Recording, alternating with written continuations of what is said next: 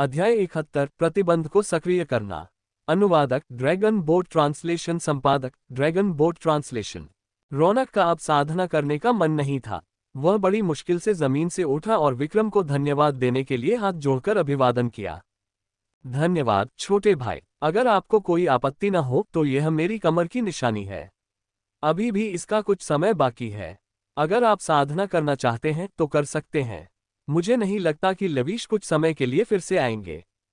इतना कहकर वह रुका और उसके चेहरे पर एक कड़वी मुस्कान आ गई। उसने मन ही मन बुदबुदाया, खैर मैं इतने लंबे समय से साधना कर रहा हूं, लगता है इसका कोई खास फायदा नहीं हुआ। रौनक धीरे धीरे और दूर चलता गया। उसकी पीठ से एक वीरान आभा झलक रही थी। जब तक विक्रम को होश आया तब तक वह युवक गायब हो चुका था। वही वह अपराधी था जिसने लगभग एक भीषण युद्ध को जन्म दिया था, लेकिन अब वह सबसे तेजी से भाग निकला था।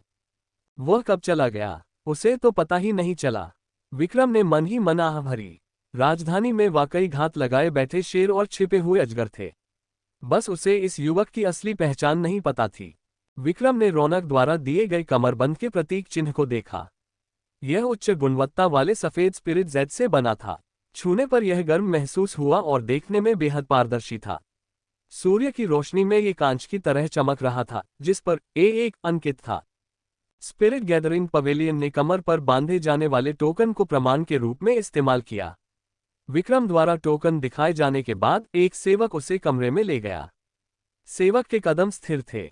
वह हौतियान के 5वें स्तर का प्रतीत होता था, लगभग 4 महान अकादमियों के साधारण शिष्यों के बराबर। हालांकि स्पिरिट गैदरिंग पवेलियन में वह महज एक सेवक था जो राह दिखाता था। इस जगह की उदारता को देखकर लोग प्रशंसा से आहें भरते थे। जब वे कमरा A1 में पहुंचे तो विक्रम ने नौकर के मार्गदर्शन में बाहर बने खांचे में जेड प्लेट डाली। जैसे ही प्रकाश घूमने लगा, उसकी आंखों के सामने एक प्रकाशमय पर्दा खुल गया। उसी समय वह अंदर देखने के लिए चला गया। अंदर एक बिल्कुल अलग ही दुनिया थी। घर का साज सज्जा बेहद साधारण था। बीच में सिर्फ एक चबूतरा था, इसके अलावा और कुछ नहीं था। हालांकि अंदर उसे बाहर से कोई हलचल सुनाई नहीं दे रही थी। ऐसा लग रहा था मानो वह दुनिया से अलग थलग होकर अपनी ही एक अलग दुनिया में खोया हुआ हो। विक्रम ने अपनी आध्यात्मिक शक्ति का प्रयोग करते हुए भीतर झांका। ऐसा लगा जैसे वह अराजकता के क्षेत्र में आ गिरा हो। चारों ओर धूसर कोहरा छाया हुआ था। उसे बिल्कुल भी पता नहीं था कि बगल वाले कमरे में क्या हो रहा है। इतना ही नहीं, लंबे समय तक कोहरे में रहने के बाद उसे ऐसा महसूस हो रहा था जैसे वह खुद को खो बैठा हो। मेरी जासूसी करने की हिम्मत कौन करता है? एक जोरदार चीख सुनाई दी। यह उस आवाज से अलग थी जिसने लवीश और बाहर मौजूद अन्य लोगों को चेतावनी दी थी। यह एक बेहद पुरानी आवाज थी जिसमें अत्यधिक दबाव था। इस बार तो विक्रम ने भी उस दबाव को महसूस किया। उसने जल्दी से अपनी आध्यात्मिक चेतना को वापस खींच लिया। फिर भी ऐसा लग रहा था मानो उसके सिर में अनगिनत घनी सुइयां चुभो दी गई हों, जिससे उसे असहनीय सिरदर्द हो रहा था। उसका चेहरा पीला पड़ गया था और उसे सामान्य होने में काफी समय लगा। स्पिरिट गैदरिंग पवेलियन की सरनी संरचना और जादू वास्तव में शक्तिशाली है। विक्रम को यह नहीं पता था कि उसके जैसे ही कई लोग थे जिन्होंने यही काम किया था। आखिर यहाँ बहुत से लोग साधना कर रहे थे। जानकारी प्राप्त करने के लिए लोग किसी भी हद तक जा सकते थे। वे मंत्रोच्चार और जादू में मौजूद खामियों का फायदा उठाना चाहते थे। इसका इस्तेमाल दूसरों की साधना विधियों या गुप्त साधना ग्रंथों में झांकने के लिए किया गया, लेकिन वे सभी उसकी तरह खाली हाथ लौट आए। कुछ तो ऐसे भी थे जिनकी साधना का स्तर बहुत गिर गया। जब उन्होंने स्पिरिट गैदरिंग पवेलियन से इसका कारण पूछा तो उन्हें बस यही बताया गया कि उन्हें जो मिला वे उसी के पात्र थे। शुरुआत में ऐसा ही एक गुट था। उनके शिष्यों के इरादे बुरे थे और वे दूसरों के रहस्यों को जानने की कोशिश करते थे। अंत में न केवल उनकी साधना का स्तर बुरी तरह गिर गया, बल्कि वे भ्रमित भी हो गए। क्रोध में आकर उन्होंने स्पिरिट गैदरिंग पवेलियन पर हमला कर दिया। अंततः उनके पीछे का गुट भी उसी दिन नष्ट हो गया। इस पूरे मामले के पीछे के व्यक्ति का तरीका बेहद साफ सुथरा था। हालांकि स्पिरिट गैदरिंग पवेलियन को दोषी ठहराने वाला कोई सबूत नहीं था, फिर भी हर कोई अपने मन में जानता था कि क्या हुआ था।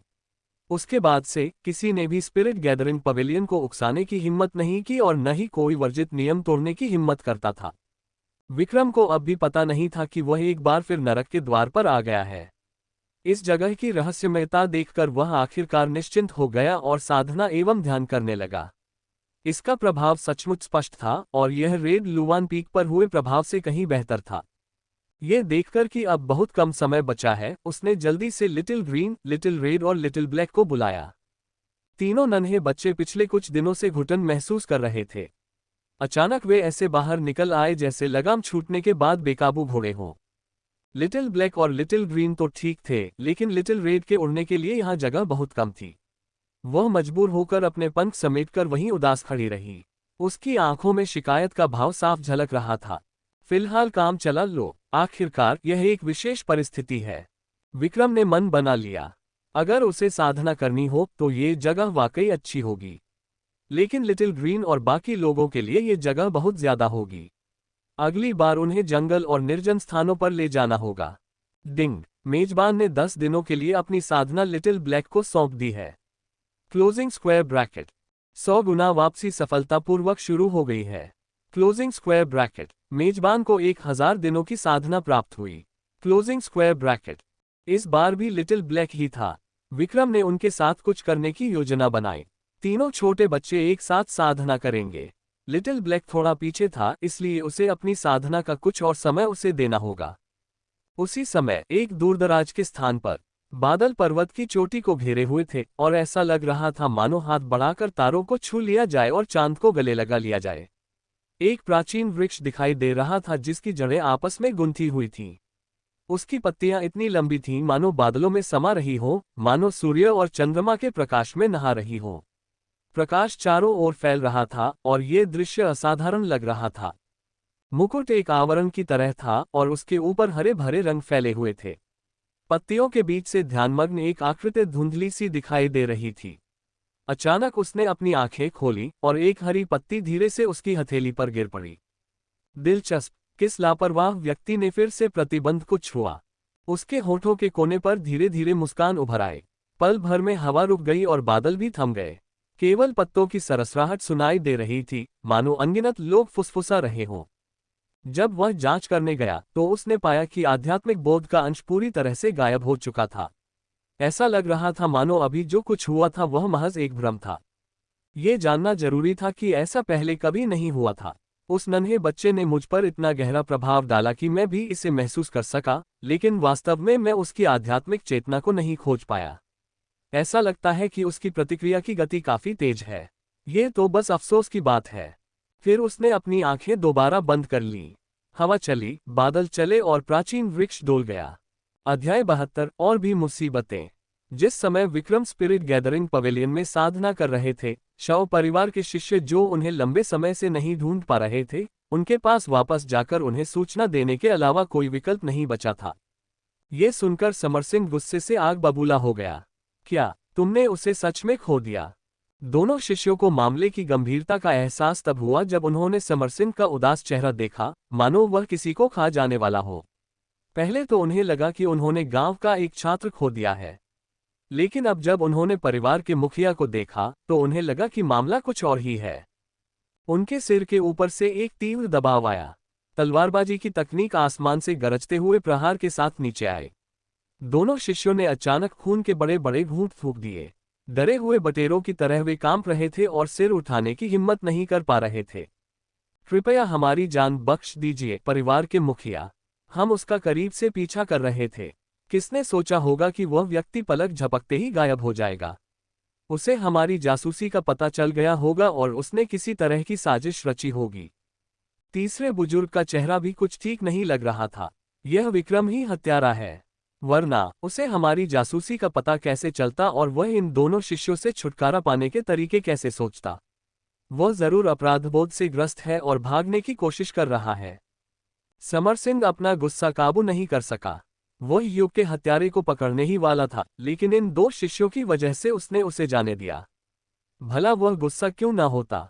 उसे तुरंत ही तीसरे बुजुर्ग की बात न मानने का पछतावा हुआ। अब जब उसने बाघ को पहाड़ पर वापस जाने दिया था तो विक्रम को फिर से ढूंढना बहुत मुश्किल होगा। समरसिंह ने दांत पीसते हुए थोड़े हिंसक लहजे में कहा, तुम मरने के लायक हो। दोनों शिष्यों ने बेताबी से सिर झुकाकर दया की भीख मांगी, गुरुजी कृपया मेरी जान बख्श दीजिए। गुरुजी कृपया मेरी जान बख्श दीजिए। बहुत देर हो चुकी थी। उसी समय समर सिंह की आध्यात्मिक शक्ति तलवार में परिवर्तित हो गई और उनके सिर पर वार करने ही वाली थी, लेकिन उसके बगल में खड़े चौथे बुजुर्ग ने उसे रोक दिया। परिवार के मुखिया, अब उन्हें सजा देना बेकार है। चूंकि हमें पहले से ही पता है कि हत्यारा कौन है, मैंने सुना है कि उसके साथ आया व्यक्ति उसके स्कूल का डीन भी यही है। सुरागों का पीछा करके उसके परिवार को पकड़ना बेहतर है। अंततः इससे फायदा ही होगा। उसकी बात में दम था। उम्मीद के मुताबिक समर सिंह का चेहरा काफी सुधर गया। उसने एक शातिर मुस्कान बिखेरी और उसमें द्वेष की झलक दिखाई दी। बहुत अच्छा, चूंकि वह भाग गया है तो उसके परिवार को अपने पापों का प्रायश्चित करने दो। इसी समय एक नौकर ने सूचना दी कि विक्रम लौट आया है। इतना ही नहीं, वो दरवाजे के ठीक बाहर खड़ा था। समर सिंह को विश्वास नहीं हुआ। वह जल्दी से कुछ बुजुर्गों के साथ शामिल हो गया और संयोग से उसने विक्रम को मुख्य द्वार से अंदर जाते हुए देखा। उन्होंने तुरंत प्रसन्नता का भाव प्रकट किया। मैं ऐसा कैसे कर सकता हूं कि हर कोई मेरा इस तरह स्वागत करे। तीसरे बुजुर्ग ने झट से कहा, क्या तुम भाग नहीं गए थे? विक्रम के चेहरे पर तुरंत हैरानी के भाव आ गए। भागूं? मैं कहाँ भागूंगी? और वैसे भी मैं यहाँ पढ़ने तो नहीं आई हूँ। मैं तो बस ताज़ी हवा लेने के लिए टहलने निकली हूँ। भला मैं कैसे भाग सकती हूँ? ये कहने के बाद वह मजाक करते हुए प्रतीत हुआ। क्या ऐसा हो सकता है कि शाओ परिवार ने हमारे साथ कैदियों जैसा व्यवहार किया हो? तीसरे बुजुर्ग को अपनी गलती का एहसास हुआ और उन्होंने तुरंत कहा, बिल्कुल नहीं। हम तो बस आपकी सुरक्षा को लेकर चिंतित हैं। वैसे आप पहले कहाँ गए थे?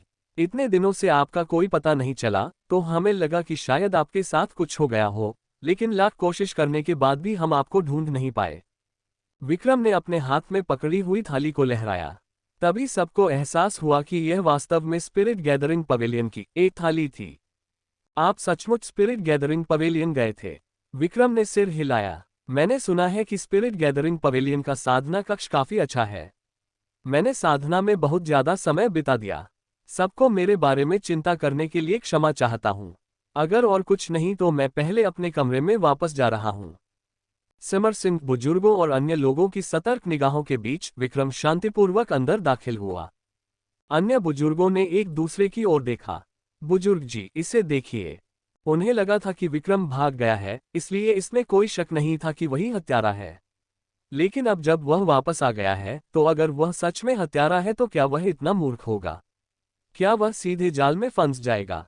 हत्यारा कोई और होना चाहिए था। अगर वह वाकई दोषी होता तो वापस नहीं आता। दूसरी ओर तीसरे बुजुर्ग की राय अलग थी। हो सकता है उसने हमें भ्रमित करने के लिए धुआं छोड़ा हो। खैर, मुझे लगता है कि यह व्यक्ति बहुत संदिग्ध है। असल में उसमें कोई खराबी नहीं है। वह हमारे भेजे हुए लोगों को क्यों छोड़ देगा?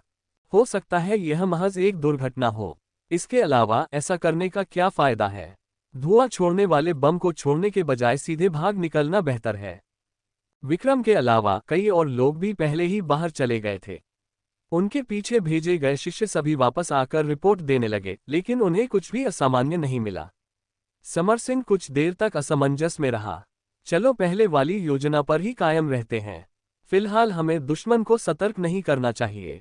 वैसे भी सभी लोग यही हैं। उनमें से कोई भी भाग नहीं सकता। विक्रम को पता नहीं था कि वह बाल बाल बच गया है।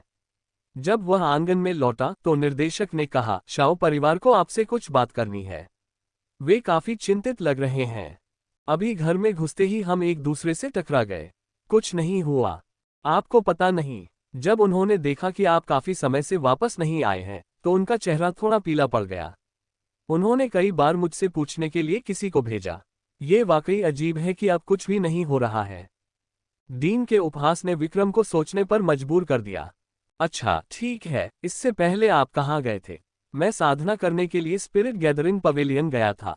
डीन पहले भी राजधानी आ चुके थे और स्पिरिट गैदरिंग पवेलियन के बारे में जानते थे।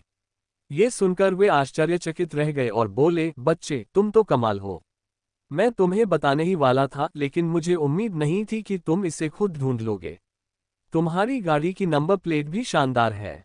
जब वे दोनों बात कर रहे थे तभी बाहर से शोरगुल की आवाज आई। बड़े भाई बाई बड़ी मुसीबत में हैं। समीर और तलवार साधना अकादमी के कुछ अन्य लोगों को हिरासत में ले लिया गया है। खबर सुनते ही बलवंत और बाकी लोग भी दौड़कर वहां पहुंचे। क्या हो रहा है? पता चला कि समीर और बाकी लोगों का किसी से झगड़ा हो गया था और देहाती होने के कारण उनका मजाक उड़ाया गया था। वे इतने गुस्से में थे कि उन्होंने काफी देर तक बहस की। उन्हें उम्मीद नहीं थी कि वह व्यक्ति सचमुच लड़ाई शुरू कर देगा और बाकी सभी को हिरासत में ले लिया गया। ये वही शिष्य था जिसने स्थिति को ठीक नहीं समझा और सुबह सुबह चुपके से वापस आकर दूसरों को सूचित किया। चलो जल्दी से एक नज़र डाल लेते हैं। भले ही वे एक ही अकादमी से नहीं थे, फिर भी बाहर होने पर उन्हें एक दूसरे का ख्याल रखना पड़ता था। ज्यादातर लोग जाना पसंद करते थे और विक्रम भी स्वाभाविक रूप से उनमें से एक थी। अध्याय 73 अमर बंधन रस्सी। इस समय दूसरी ओर तलवार साधना अकादमी के शिष्यों के साथ साथ अन्य अकादमियों के कुछ शिष्यों को भी रस्सी से बांध दिया गया था। रस्सी से हल्की सुनहरी रोशनी निकल रही थी और वह साधारण नहीं लग रही थी। उनके लाख कोशिश करने पर भी कोई फायदा नहीं था। उनके बगल में खड़े व्यक्ति ने उपहासपूर्वक कहा, यह अमर बंधन की रस्सी है। तुम्हारी कम साधना को देखते हुए तुम्हें अपनी शक्ति उसके शव को इकट्ठा करने के लिए बचाकर रखनी चाहिए। वे लोग तो ठीक थे, लेकिन जमीन पर लेटे हुए व्यक्ति पर आध्यात्मिक शक्ति के लगातार प्रहार हो रहे थे। यह एक भयावह दृश्य था। भले ही आप शक्तिशाली हों, आप इंसानी जिंदगियों को हल्के में नहीं ले सकते, है ना? नेता को मानो कोई चुटकुला सुनाई दिया हो। इस दुनिया में ताकतवर लोगों का सम्मान होता है। अगर किसी को दोष देना हो तो अपनी बदकिस्मती को दोष दो। ऐसा लग रहा था मानो वह कोई शो देख रहा हो। वह इन लोगों के हैरान और गुस्से भरे भावों की प्रशंसा कर रहा था। उसकी आंखों में व्याप्त क्रूरता और निर्ममता से ऐसा प्रतीत हो रहा था मानो उसकी नज़रों में मानव जीवन का कोई महत्व ही न हो। मुझे 2 गवारों से थोड़ी नाराजगी हो गई थी और तुम लोग बंदूक की नोक पर आ गए। आज मैंने उन गवारों के अड्डे में क्यों दखल दिया? कितनी बदकिस्मती है। अगर मैंने तुम लोगों को सबक नहीं सिखाया तो तुम लोग सच में सोचोगे कि मैंने अपना आपा खो दिया है। अगर विक्रम यहाँ होता तो उसे पता चल जाता कि यह व्यक्ति कोई और नहीं बल्कि वही लवीश है जो पहले मिला था। दरअसल स्पिरिट गैदरिंग पवेलियन छोड़ने के कुछ ही समय बाद उसकी मुलाकात स्वॉर्ड कल्टीवेटर अकेडमी के लोगों से हो गई थी। वह पहले से ही गुस्से में था, इसलिए उसका रवैया स्वाभाविक रूप से और भी घमंडी हो गया था। तलवार साधना अकादमी के समीर को भले ही पता था कि राजधानी में उसे चुपचाप रहना होगा ताकि वह उन लोगों को नाराज न करे जिन्हें नाराज नहीं करना चाहिए, लेकिन लवीश के शब्द वाकई बहुत कठोर थे। वह कुछ शब्द कहने से खुद को रोक नहीं पाया, लेकिन किसने सोचा होगा कि लवीश इतना आक्रामक हो जाएगा। वे उसका मुकाबला कैसे कर सकते थे? उसके बाकी साथी अमर बंधन की रस्सी से जकड़े हुए थे और वह खुद बेहद बुरी स्थिति में था। ये देखकर कि लवीश को सचमुच इंसानी जिंदगियों की कोई परवाह नहीं थी, बाकी लोग थोड़े चिंतित हो गए। उन्होंने दांत पीसते हुए विनती की, युवक स्वामी, ये हमारी गलती है कि हमने ताई पर्वत को नहीं पहचाना। कृपया दया करके हमें छोड़ दें। लवीश ने अपनी भौहें ऊपर उठाईं। अब तुम्हें हार माननी आ गई है। अगर यह पहले हो गया होता तो तुम लोगों को इतनी बड़ी विपत्ति का सामना नहीं करना पड़ता। मैं मन में बैर रखने वाला व्यक्ति नहीं हूं। उसने एक शरारती मुस्कान दिखाई। अगर तुम लोग कुछ बार भौंकोगे तो मैं तुम जैसे गंवारों को छोड़ने पर विचार कर सकता हूं। उनमें से कुछ लोग एक पल के लिए झिझक गए। उन्होंने बेहोश पड़े समीर को देखा। उसकी सुरक्षा के लिए उन्होंने अंततः अपना सिर नीचे कर लिया और अपमानित भाव से कहा, भौंक भौंक। तुम सब बहुत धीरे भौंके, मुझे सुनाई नहीं दिया। उन्होंने मन बना लिया और पूरी ताकत लगा दी। उन्होंने अपनी आवाज बुलंद की और फिर अपना सिर झुका लिया। दूसरों की निगाहों से नजरें मिलाने की हिम्मत नहीं की। इस क्षण वे चाहते थे कि काश उन्हें जमीन में कोई गड्ढा मिल जाए और वे उसमें छिप जाएं। वे केवल इस बात के लिए शुक्रगुजार थे कि यहाँ कोई भी परिचित व्यक्ति नहीं था, अन्यथा उन्हें उनसे आमने सामने मिलने का अवसर ही नहीं मिलता। उनकी अपमानित अभिव्यक्ति को देखकर लवीश ने एक बेपरवाह मुस्कान प्रकट की। उसकी आंखों में द्वेष कम होने के बजाय और बढ़ गया। तुम्हारे भौंकने से मुझे संतुष्टि नहीं मिलेगी। कैसा रहेगा अगर तुम मेरी जांघों के नीचे रेंगकर किसी छेद से कुत्ते की तरह निकल जाओ? सब लोग देख लेंगे। ज्यादा आगे मत बढ़ो। हमने कुत्तों की तरह भौंककर हमें जाने देने पर सहमति जताई थी। तुम अपने वादे से कैसे मुकर सकते हो? लवीश ने हैरानी भरे भाव दिखाए। क्या मैंने ऐसा कहा था? ऐसा लग रहा है कि मैंने अभी अभी कहा था कि मैं इस पर विचार करूंगा। दुर्भाग्य से मैं आपके प्रदर्शन से संतुष्ट नहीं हूं। आप कुत्तों की तरह भौंकना भी नहीं सीख सकते और फिर भी इंसान बनना चाहते हैं। भीड़ ठहाकों से लुटपुट हो गई, उनके चेहरे और कान लाल हो गए। इतना ही नहीं, वे असहनीय गुस्से से भर गए थे। लवीश का उन्हें छोड़ने का कोई इरादा नहीं था, वो तो बस उनका मजाक उड़ा रहा था। जमीन पर लेटे हुए समीर ने अपनी उंगलियां हिलाईं। उसने आंखें खोलने की कोशिश की और लवीश के चेहरे पर थूक दिया। पटुई, क्या तुम कुत्ते की मांद बनना चाहते हो? क्या तुम्हें लगता है कि तुम हमें उसमें घुसने देने के लायक हो? लवीश अचानक हुए हमले से अचंभित रह गया और उसके चेहरे पर थूक दिया गया। उसने झुंझलाहट में अपने चेहरे से खून के झाग को पोंछा। उसकी आंखों में व्याप्त उदासी मानो समीर को पूरी तरह निगल जाना चाहती थी। बहुत अच्छा, चूंकि तुम इतनी बुरी तरह मरना चाहते हो तो मैं तुम्हारी इच्छा पूरी कर देता हूं। वह आगे बढ़ने ही वाला था कि उसकी ओर तेजी से आती हुई उड़ती हुई तलवार ने उसका कदम रोक दिया। लवीश कुछ कदम पीछे हट गया और तलवार सीधे दीवार में जा धंस गई। उसके शरीर से ठंडी दिव्य रोशनी निकल रही थी। कौन है भाई? उसने अचानक अपना सिर घुमाया। वहां बलवंत और बाकी लोग थे। विक्रम समूह के पीछे चल रहा था, इसलिए उसने उन्हें नहीं देखा था। हालांकि विक्रम ने लवीश को देखा और मन ही मन आह भरे बिना नहीं रह सका। बलवंत और अन्य लोगों को आते देख अमर बंधन की रस्सी से बंधे हुए लोग खुशी से झूम उठे। वे खड़े हो गए और चिल्लाए, वरिष्ठ भाई बाय। लवीश ने अपनी आंखें सिकोड़कर बलवंत को गौर से देखा। तो तुम इन देहाती लोगों के सबसे बड़े भाई हो? बलवंत के बगल में खड़े लोगों ने आक्रोश से कहा, ये वही है। वह हद से ज्यादा कर रहा है। मैं सोच रहा था कि कोई लापता क्यों है। पता चला कि एक मछली जाल से फिसल गई और मदद के लिए वापस चली गई, लवीश ने बेपरवाही से कहा। हालांकि बलवंत के पक्ष में कई लोग थे, लेकिन उसकी नज़र में वे बस एक बेमेल टोली थे।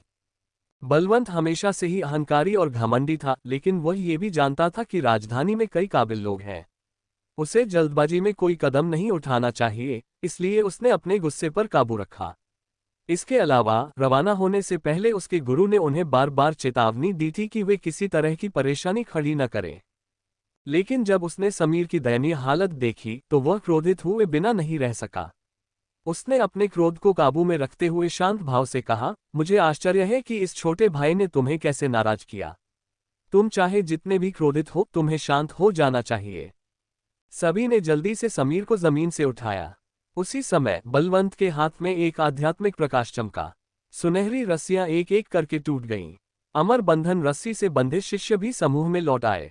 लवीश ने बाय एच की सलीकेदार और सुव्यवस्थित हरकतों को देखा। उसकी आंखों में हल्की सी चमक आई, लेकिन उसने उन्हें हिलने डुलने नहीं दिया। जब बलवंत जाने ही वाला था तो उसने आखिरकार अपना मुंह खोला और कहा, रुको, क्या मैंने कहा था कि मैं तुम्हें जाने देता हूं? अध्याय 74, मुझे मारो और मैं तुम्हें जाने दूंगा। अनुवादक ड्रैगन बोट ट्रांसलेशन, संपादक ड्रैगन बोट ट्रांसलेशन। बलवंत को शायद किसी बात का आभास हो गया था, तभी वह अचानक एक तरफ हट गया। चांदी की तलवार की रोशनी उसके पास से गुजरी और उसके काले बाल हवा में लहरा उठे। अगर उसकी प्रतिक्रिया इतनी तेज न होती तो शायद उसके बाल नहीं गिरते, बल्कि उसके सिर का आधा हिस्सा उड़ जाता। यह देखा जा सकता था कि लवीश बेहद निर्दयी था। इस दाववादी व्यक्ति ने किसी पर पीछे से हमला किया। ये किसी सज्जन व्यक्ति का काम नहीं है ना? लवीश ने ताना मारते हुए कहा, तुमने मुझे अपमानित किया और फिर कुछ तुच्छ बातें कहीं। फिर भी तुम जाना चाहते हो? तुम मुझे क्या समझते हो? ये शब्द सच्चाई को तोड़ मरोड़ रहे थे। समीर की दयनीय हालत देखकर ही पता चल जाता था कि लवीश और बाकी लोग कितनी हद से ज्यादा आगे बढ़ गए थे। मिट्टी की मूर्ति में भी थोड़ा गुस्सा होता है, और बलवंत तो मानो स्वर्ग का प्रिय पुत्र था। उसकी आंखें बर्फ की तरह ठंडी थीं और उसकी आवाज भी बेहद ठंडी हो गई थी। तुम क्या करने वाले हो? मुझे हराओ और मैं तुम्हें जाने दूंगा। जैसे ही उसने बोलना समाप्त किया, लवीश झपटा। बलवंत भी पीछे नहीं रहना चाहता था। उसके हाथ में मौजूद लंबी तलवार ने आकाश में वार किया, जिससे एक शानदार दिव्य इंद्रधनुष बना और उसके भयंकर हमले को रोक दिया। बलवंत को इतनी आसानी से हमले को नाकाम करते देख लवीश की आंखों में चमक आ गई। उसके हाथ में तलवार का मंत्र कई रूपों में बदल गया। तलवार तो एक ही थी, लेकिन ऐसा लग रहा था मानो हजारों हथियार हों। तलवारों के प्रकाश और छाया के बीच उसका रूप किसी भूत की तरह था। उससे बचाव करना नामुमकिन था। वह लंबी तलवार सूर्य और चंद्रमा के धीरे धीरे उदय होने की तरह हवा में मंडरा रही थी। अपने साथ एक जबरदस्त दबाव लेकर आए। इस क्षेत्र में केवल अनंत मात्रा में सुनहरी रोशनी ही बची थी। यह इतनी तीक्ष्ण थी कि लोगों के लिए अपनी आंखें खोलना लगभग असंभव था।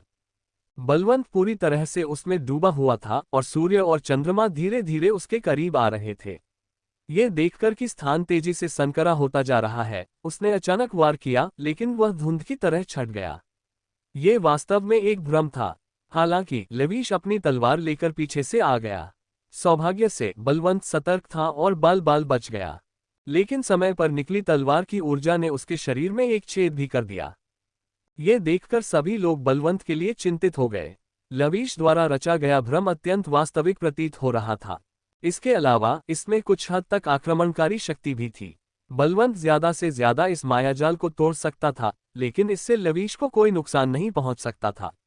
हालांकि लेविश मायाजाल के जरिए सीधे उसे नुकसान पहुंचा सकता था। विक्रम ने उन दोनों को तब तक लड़ते देखा जब तक वे अलग नहीं हो सके। मुझे उम्मीद नहीं थी कि लेविश इतना अहंकारी और निरंकुश होने के बावजूद भी इतना शक्तिशाली है। जब डीन ने ये सुना तो उसने उसकी ओर देखा और उत्सुकता से पूछा, क्या तुम इस लेविश को जानते हो?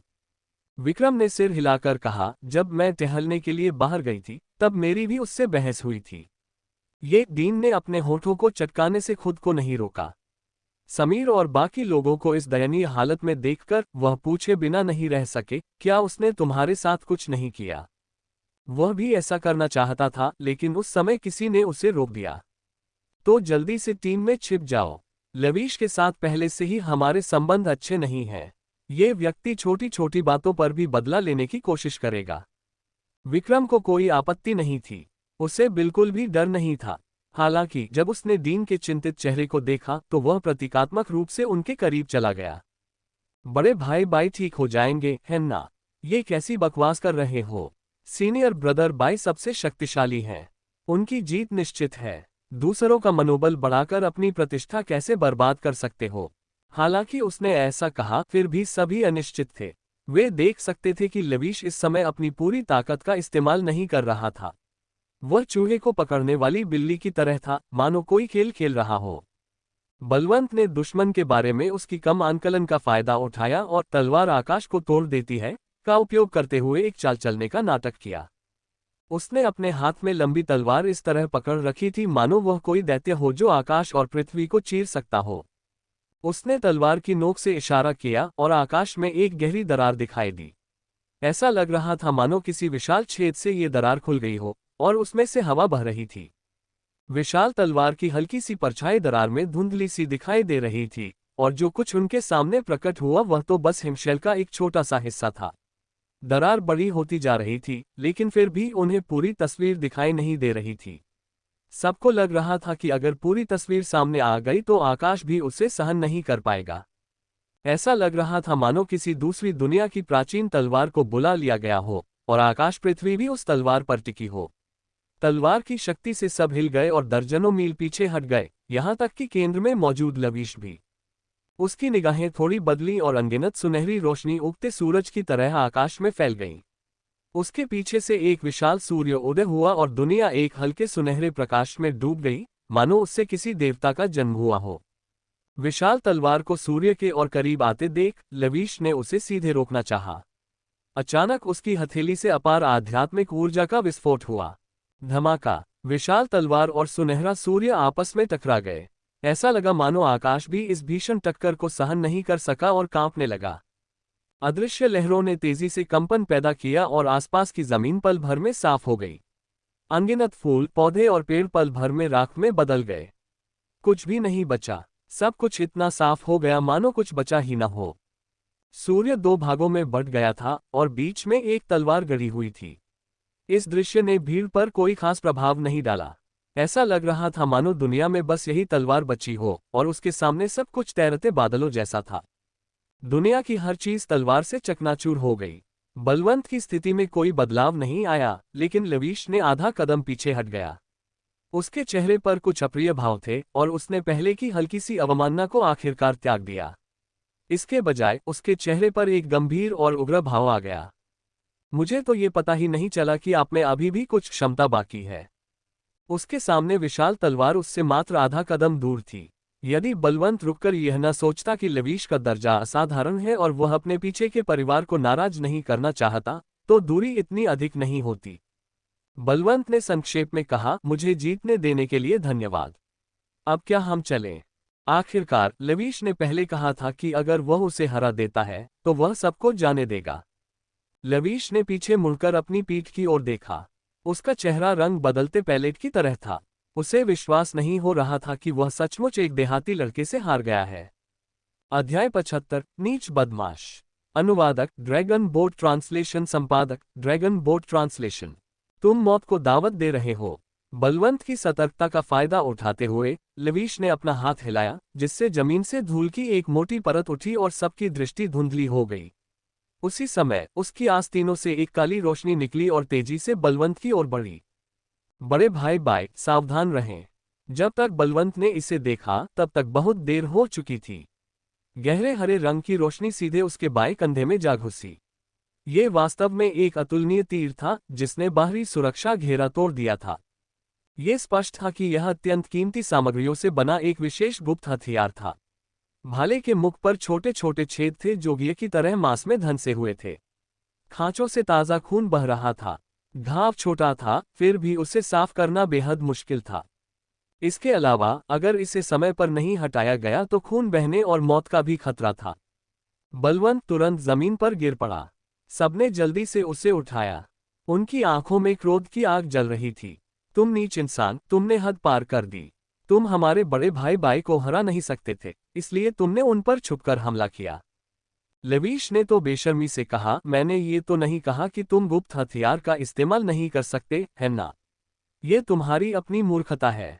बलवंत के चेहरे की बिगड़ती हुई विकृति और यहाँ तक कि उसके होठों का काला पड़ना देखकर सभी को ये जानकर आश्चर्य हुआ कि उल्कापिंड के तीर में अभी भी जहर मौजूद था।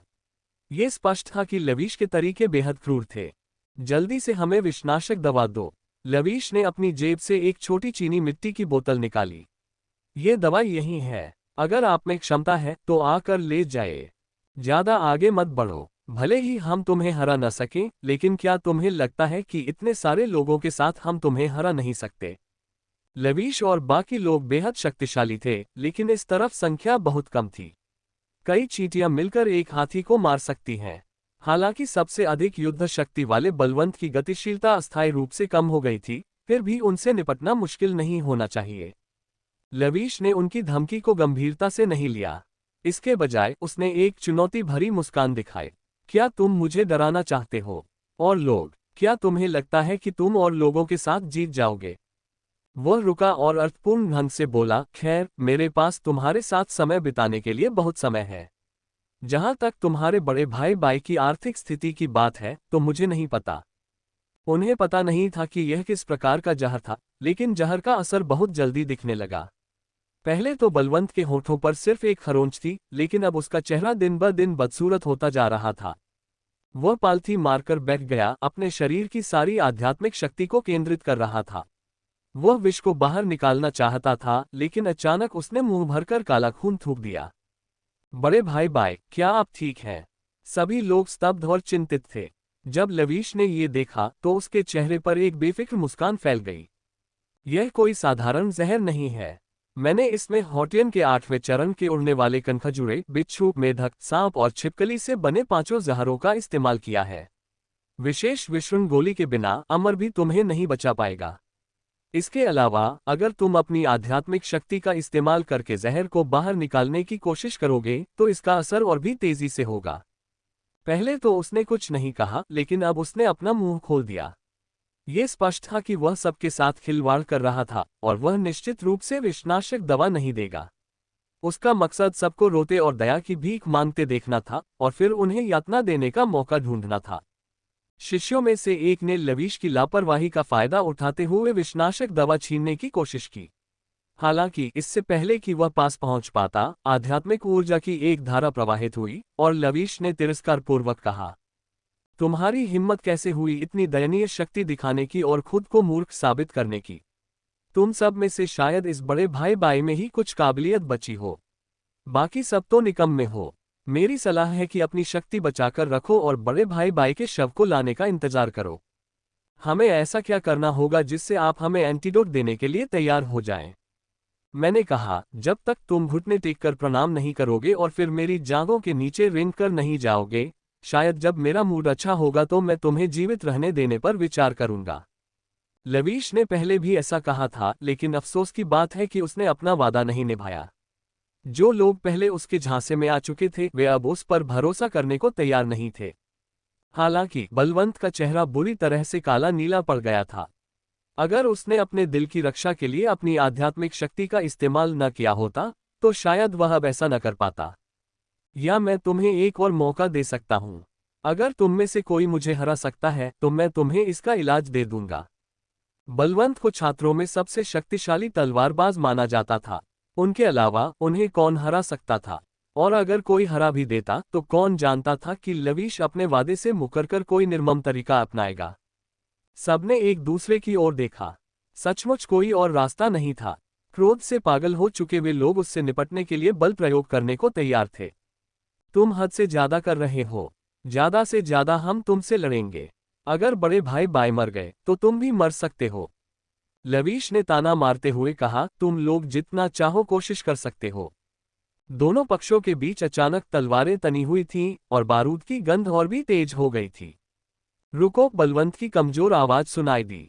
वह समझ गया था कि लवीश को डरने की कोई जरूरत नहीं है। अगर वे सचमुच आमने सामने लड़ते तो अंत में नुकसान उन्हीं का होता। कुछ साधनों और पृष्ठभूमि के बिना लवीश इतना अहंकारी नहीं होता। चल दर, बाकी लोग तैयार नहीं थे। बड़े भाई बाय, लेकिन हमें अभी तक एंटीडोट नहीं मिला है। बड़े भाई बाय, बलवंत के चेहरे पर हल्की सी कड़वी मुस्कान आ गई। वह जानता था कि लवीश आसानी से विषनाशक नहीं सौंपेगा। दोनों पक्षों को भारी नुकसान होने और परिवार के हमले की आशंका से बचने के लिए बेहतर यही होगा कि पहले शाओ परिवार के पास वापस जाकर कोई हल निकाला जाए। सभी अनिच्छा से चले गए। इस बार लवीश ने उन्हें नहीं रोका। उसके चेहरे पर घमंडी मुस्कान देखकर अकादमी के शिष्यों को गुस्सा आ गया। वे चाहते थे कि दौड़कर उसे एक घूंसा मार दें। इसी क्षण एक सुस्त आवाज सुनाई दी। आप सही कह रहे हैं। हमें अभी तक एंटीडोट नहीं मिला है। हम इतनी आसानी से कैसे जा सकते हैं। विक्रम कतार के अंत में खड़ा था और ज्यादा कुछ नहीं बोल रहा था, इसलिए लगभग सभी ने उसकी मौजूदगी को नजरअंदाज कर दिया। विक्रम को अचानक मुंह खोलते देख भीड़ को अचानक पहले फैली एक अफवाह याद आ गई। अध्याय 76 अग्नि तलवार का इरादा। अनुवादक ड्रैगन बोट ट्रांसलेशन। संपादक ड्रैगन बोट ट्रांसलेशन। क्या आप सभी को वह अफवाह याद है कि बलवंत ने एक बार मिस्टिक एसेंस मिस्टिक दायरे में विक्रम को चुनौती दी थी, लेकिन वह असफल रहा। उनकी बात सुनकर कुछ शिष्यों को इसके बारे में पता चल गया था। हालांकि चारों महान अकादमियों के लोगों ने इस मामले को दबा दिया और इसे दोबारा उठाने की अनुमति नहीं दी, इसलिए किसी ने भी इस पर चर्चा नहीं की। इसके अलावा विक्रम और बलवंत के बीच रास्ते में कोई बातचीत नहीं हुई। वे शांत थे और उनके बीच कोई द्वेष नहीं दिख रहा था, इसलिए सबने धीरे धीरे इस बात को भुला दिया। अब जाकर उन्हें याद आया कि विक्रम अचानक चर्चा में आ गया था। तलवार साधना अकादमी के कुछ शिष्यों की आंखें चमक उठीं। जब बलवंत ने विक्रम को चुनौती दी थी तब वे उसके साथ थे। अगर इस समय किसी के जीतने की सबसे अधिक संभावना थी तो वह विक्रम ही था। यह आप है। लवीश का चेहरा उदास था। मैं तुम्हें बहुत समय से ढूंढ रहा था। मुझे उम्मीद नहीं थी कि तुम मेरे दरवाजे पर दस्तक दोगे। अन्य शिष्य हैरानी से एक दूसरे को देखने लगे। ऐसा लग रहा था मानो लवीश और विक्रम के बीच कोई द्वेष हो। इस बार मैं तुम्हें भागने नहीं दूंगा। लवीश के पीछे से एक लाल सूरज निकला। ऐसा लग रहा था मानो आकाश में दो सूरज उगाए हों, और गर्मी इतनी तेज थी कि लगभग सभी लोग झुलस रहे थे। सुनहरे लाल रंग की रोशनी एक विशाल जाल की तरह फैल गई, जिसने विक्रम को घेर लिया। ये जाल तलवारों की घनी रोशनी और छायाओं से भरा हुआ था। ही लिनशेन इसके भीतर अंधेरे में छिपे एक विषैले सांप की तरह छुप गया था। अचानक उसने पीछे से विक्रम पर घातक प्रहार किया। विक्रम एक पल के लिए झिझका। उसने रोश हुई तलवार को नहीं बुलाया, बल्कि केवल शिक्षा विभाग के डीन द्वारा दी गई तलवार को बुलाया। हालांकि इसी थोड़ी सी झिझक के कारण वह लक्ष्य से 1 इंच से चूक गया। बलवंत की तलवार की नोक तलवार के सबसे कमजोर हिस्से से छू गई। डिंग डोंग, एक तीखी आवाज सुनाई दी। तलवार सचमुच बीच से 2 हिस्सों में टूट गई। ये दृश्य देखकर सब दंग रह गए। वे क्षण भर के लिए अवाक रह गए, जबकि लवीश जोर से हंस पड़ा। तुम्हारे इतने घमंडी लहजे को देखकर मुझे लगा था कि तुम में बहुत काबिलियत है, लेकिन पता चला कि तुम बस औसत दर्जे के हो। उसने बस एक ही चाल चली और उसका हथियार छिन गया। अब उसे आगे कैसे लड़ना चाहिए, किसी ने अनजाने में पूछ ही लिया, बड़े भाई बाय, क्या पिछली बार उसने सचमुच आपको हराया था? अन्य शंकाओं की तुलना में बलवंत का चेहरा शांत था। वह स्पष्ट रूप से देख सकता था कि विक्रम इस तलवार का अक्सर उपयोग नहीं करता था। रहस्यमय क्षेत्र में उसे हराने वाली तलवार लकड़ी की थी, जो और भी यादगार थी। हालांकि उन्हें यह नहीं पता था कि विक्रम ने इसका इस्तेमाल क्यों नहीं किया, लेकिन उसके पास निश्चित रूप से इसके कारण होंगे। इसलिए उन्होंने केवल इतना कहा, मुझे उस पर विश्वास है। बलवंत को इस तरह बोलते देख ये स्पष्ट था कि उसके मन में कोई योजना थी। फिर भी सबकी सांसें अटकी हुई थीं। उगते सूरज ने अपने साथ तलवार की ऊर्जा लाए और इतनी तीव्रता से दबाव डाला मानो वह विक्रम की हड्डियों और मांस को कुचल देना चाहता हो। थोड़ा लाल। विक्रम की आवाज बंद होते ही एक मधुर पक्षी की आवाज सुनाई दी। सबने आवाज की दिशा में देखा और सबकी आंखें चौड़ी हो गईं। देखो! उन्होंने आकाश में एक और सूर्य को प्रकट होते देखा और वह अत्यंत तीव्र गति से विक्रम की ओर बढ़ रहा था। जब वह करीब आया तो सभी को एहसास हुआ कि वह सूर्य नहीं बल्कि एक विशालकाय पक्षी था जो ज्वालाएं उगल रहा था। लपटें उसके शरीर को ढकने वाले पंखों की तरह थीं। वे चमकीली थीं और हवा में लहरा रही थीं। ये बताना असंभव था कि वे असली थी या नकली। सुनहरी और पीली रोशनी आपस में गुंथी हुई थी, जिससे वह असाधारण दिख रहा था। पूंछ के पंख बेहद खूबसूरत थे, जो हवा में एक स्वप्निल लंबाई तक लहरा रहे थे। उनसे निकलने वाली शक्ति को नजरअंदाज नहीं किया जा सकता था।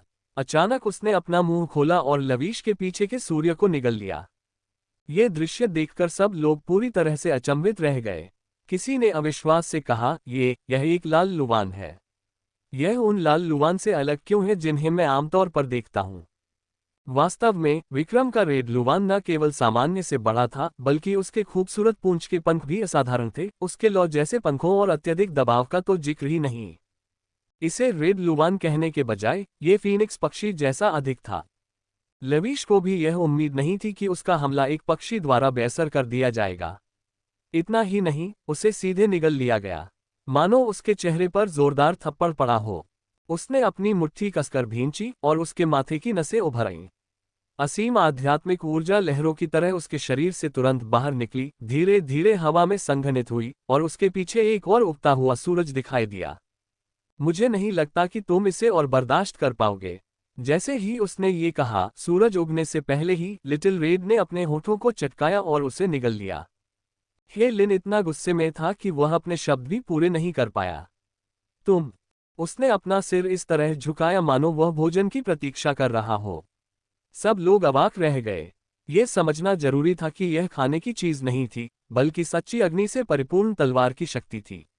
यहां तक कि बलवंत को भी इससे सावधान रहना पड़ा। इसे पलक झपकते ही निगल लिया गया। दरअसल इसमें 10 सेकंड से भी कम समय लगा। उसने इसे ऐसे ही खा लिया। कोई समस्या तो नहीं होनी चाहिए, है ना? सबके चेहरों पर रहस्यमय भाव थे। हालांकि लवीश का चेहरा किसी बर्तन की तली से भी ज्यादा काला था। मुझे नहीं लगता कि यह इसे खाता रह सकता है। मैं इसे तब तक खिलाऊंगा जब तक यह मर न जाए। जैसे ही उसने बोलना समाप्त किया, उसने अपनी आध्यात्मिक ऊर्जा को पुनः संघनित किया। थोड़े ही समय में उसने 2 वास्तविक अग्नि प्रेरणाओं का संघनन कर लिया। वह स्वयं भी इसे सहन नहीं कर पा रहा था। उसके माथे पर पसीने की बारीक बूंदें आ गईं। इस बार जो सूर्य प्रकट हुआ वह पहले से भी विशाल था, मानो उसने पूरे आकाश को घेर लिया हो। यहां तक कि वास्तविक उगता हुआ सूर्य भी एक तरफ हट गया। भीतर से उत्पन्न होने वाली विस्मयकारी तलवार की शक्ति और सच्चे सूर्य की अग्नि की सुगंध का हर कोई अनुभव कर सकता था। लवीश के हाथ कांप रहे थे और वह इस अतुलनीय रूप से विशाल सूर्य को संभाल नहीं पा रहा था। वह क्रोध से दहाड़ा, आगे बढ़ो। अगर तुम्हारे पास शक्ति है तो खाते रहो। लिटिल रेड ने अपना मुंह चौड़ा खोला। जैसा कि उम्मीद थी, उसने फिर से कुछ निगल लिया। हालांकि इस बार माहौल पहले जैसा सहज नहीं था। कहावत है, पूर्णिमा के दिन सब कुछ पूर्ण होता है। जल में भी पानी भरा होता है तो वह प्रतिकूल स्थिति में होता है। यहां तक कि एक उच्च कोटि का पालतू जानवर भी लगातार 3 अग्नि तलवारों के आक्रमण को सहन नहीं कर पाएगा। इस लाल लुवान की तो बात ही अलग है। अध्याय 77। आपको जितना चाहें उतना निगलने की अनुमति है। अनुवादक ड्रैगन बोट ट्रांसलेशन। संपादक ड्रैगन बोट ट्रांसलेशन। सामने का दृश्य देखकर लवीश के चेहरे पर एक भयावह मुस्कान आ गई। क्या तुम्हें लगता है कि तुम्हारे पालतू जानवर में अग्नि गुण होने से वह मेरी असली अग्नि तलवार की शक्ति को पचा लेगा? तुम बहुत लालची हो। लगातार 3 हमलों के बाद वह इतनी जबरदस्त शक्ति को सहन नहीं कर पाएगा। बस उसके फटने और मरने का इंतजार करो। स्कारलेट लुवान की स्थिति को लेकर सबकी चिंता बढ़ने लगी और सभी के दिल बैठ गए। वहीं दूसरी ओर उसके स्वामी विक्रम को जरा भी चिंता नहीं थी। स्कारलेट लुवान का शरीर लगातार बड़ा होता जा रहा था। उसका पेट एक छोटे से अग्नि गोले जैसा था जिससे हल्की सुनहरी रोशनी निकल रही थी। ऐसा लग रहा था मानो उसने पहले जो अग्नि तलवार की शक्ति अपने अंदर समाई थी वह अभी तक पची नहीं थी और अंदर ही अंदर हलचल मचा रही थी। लवीश की निगाहें जल रही थीं। वह रेड लुवान के विस्फोट के परिणाम को देखने के लिए बेताब था। जब यह बुरी तरह से क्षत विक्षत हो जाएगा तो यह एक बहुत ही सुंदर दृश्य होगा। शायद तुम्हारे गुरु को भी इसका खामियाजा भुगतना पड़े। विक्रम ने लापरवाही से कहा, क्या ऐसा है? मैं बहुत डरी हुई हूँ। हालांकि उसने ऐसा कहा लेकिन उसके हर कार्य से यह स्पष्ट था कि उसने लवीश की बातों को दिल पर नहीं लिया। यह एक तरह से बहुत बड़ी शर्मिंदगी थी। ठीक है, मैं इंतजार करूंगा और देखूंगा कि तुम इस पक्षी के शव को कैसे इकट्ठा करने वाले हो। लवीश के उन कठोर शब्दों के बाद स्कारलेट लुवान के शरीर ने आखिरकार उसे निराश नहीं किया। यह अपने मूल आकार से कई गुना बढ़ गया और यहाँ तक कि इसके चिकने पंख भी इस कदर भर गए कि मानो फटने ही वाला हो। ऐसा लग रहा था मानो यह फटकर मर ही जाएगा। तथापि डकार हवा में गर्म हवा का एक झोंका उठा। उसी समय स्कारलेट लुवान की तेज और स्पष्ट आवाज के साथ उसने अपना मुंह खोला और एक छोटा सा आग का गोला थूका जो हवा में बेतरतीब ढंग से बिखर गया। पहले तो सब लोग हैरान रह गए, फिर हंसते हंसते लोटपोट हो गए और बोले, तो ये बदहजमी है।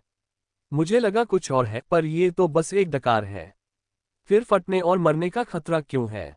मैं समझ गया। डकार आने का मतलब है विस्फोट होना और मर जाना। लगता है हमें भविष्य में सावधान रहना होगा। सभी के शब्द स्पष्ट रूप से मजाक उड़ाने वाले थे। लवीश पूरी तरह से अचंभित रह गया। उसने अविश्वास से रेड लुवान को देखा, ये कैसे संभव है?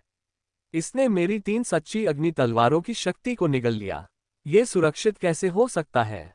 स्कारलेट लुवान चुस्त और स्वस्थ थी। ऐसा लग रहा था मानो पहले कहे गए धमकी भरे शब्द उसके लिए एक मजाक थे।